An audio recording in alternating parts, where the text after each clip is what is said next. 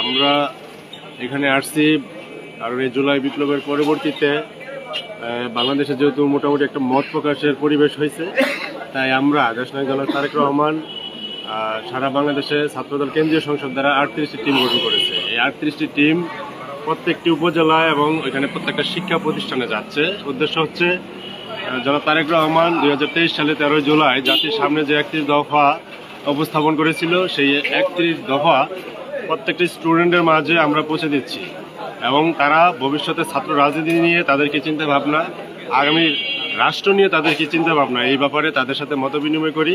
পাশাপাশি যেহেতু দীর্ঘদিন যাবত এদেশে ভোটের সংস্কৃতি নাই, আওয়ামী লীগ এদেশের নির্বাচন ব্যবস্থাকে ধ্বংস করেছিল, তা আগামীতে মানুষ যেন ভোটমুখী হয়, নির্বাচনমুখী হয় এবং সেই ক্ষেত্রে আমাদের বাংলাদেশ জাতীয়তাবাদী দল বিএনপির যে প্রতীক, এই ধানের শীষের প্রতীক, এই ধানের শীষের প্রতীকটা আমরা সাধারণ মানুষের মাঝে পৌঁছে দিচ্ছি।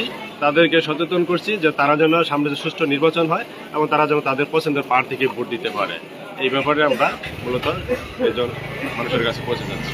আসলে আপনার তারেক রহমান যেটা বলছে যে সামনে যখন যে ভোট হবে, আওয়ামী লীগ বিগত সরকারের যেভাবে রাতে ভোট করেছে, এই প্রতিপক্ষকে জেলে ভরে নির্বাচন করেছে, ভবিষ্যতে এই পরিবেশটা থাকবে না।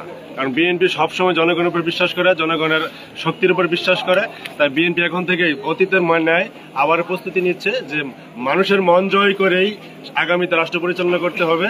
তাই আমরা মানুষের দ্বারের কাছে পৌঁছে যাচ্ছি এবং জনাব তারেক রহমান বারবার প্রত্যেকটা নেতাকর্মীকে এই বার্তাটি দেয় যে তোমরা মানুষের কাছে চলে যাও, মানুষের মন জয় করে আমাদের দলের কথা বলে তাদের জন্য আস্থা এবং বিশ্বাসের মাধ্যমেই আমরা যেন আমাদের কাঙ্ক্ষিত বিজয় অর্জন করতে পারি।